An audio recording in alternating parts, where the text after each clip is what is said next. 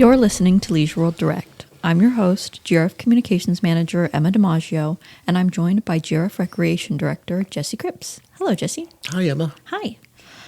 Today's topic is a pilot program that will offer people transportation to GRF's weekend dances. Jesse, tell me about this pilot program and how it came to be.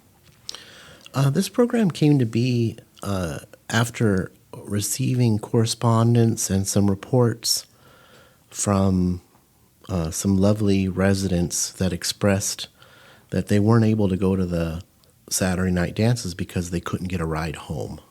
That they could hope to get a ride home, but they weren't sure they could get a ride home. So they were hoping that we could add buses in order to assure people that they would be able to get a ride home. Because you can get a ride there with on-call buses early already, because the buses run till 6. So this came up at the Member Services Committee meeting, and it was a brief discussion because I think everybody really supported it in the wake of the on-call bus program being such a tremendous success. Mm-hmm. So investing in it more seemed reasonable. And Grant was able to provide... Our transportation manager? Yeah, our transportation manager, Grant, was able to provide or find the resources to do a pilot program where we would see what the numbers look like, the utilization on the buses. So summer 2026 is Yeah. that start period. Tell me, for people who aren't familiar with GRF's weekend dances, this is only for the GRF weekend dances. What are those for people who haven't gone to one before? Yeah, it's important to note that there's many wonderful events in the community that are sponsored by clubs. They're not sponsored by GRF. So, and most people that enjoy those events, they might not even know the difference. Mm-hmm. So you have to kind of ask to find out, if it's not obvious, ask which ones are GRF versus which ones are club events. But I'm going to go over the GRF sponsored events because we love to brag about them, and we love that there's been more interest and utilization of the dances, and a broader conversation about expanding them too. So the first group that we sponsor is a group called Vinyl Rock, and they perform classic rock type music on the second Saturday of the month at Clubhouse 4 from 6:30 to 9 p.m.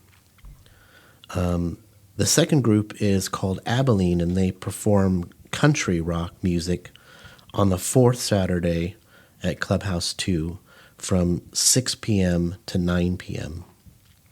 The third group is the Velvetones, and they offer an eclectic mix of ballroom and big band jazz on the first and third Sundays at Clubhouse 4 from 6 p.m. to 9 p.m.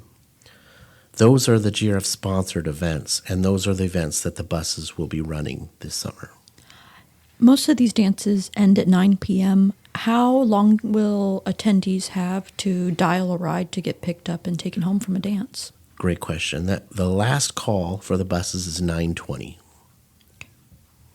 Should be plenty of time. Yeah, and there's people leave sooner too. So, which is probably why some people can't get rides home. Right. Yeah. Right. So is that the format, that people will just call the transportation department phone number and call a ride, or can they wander out from the dance and see the bus and get a ride home? As I understand it, this is on call for the dances currently. It won't be a route, but I would expect that that might be the default location of the bus in the night of the events. So it could be as simple as being able to catch it out front. Where can people reach out if they'd like more information about the bus service?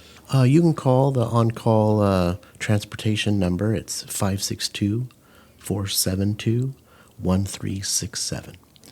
One last note I want to make. I recently heard from the transportation department that Currently, as we record this podcast in mid-June, there's no nighttime access bus service for the dances, but it is being considered, and it'll be based on demand. Yeah. So if you'd like to demand it, you can also call 562-472-1367 to show interest. This has been Leisure World Direct.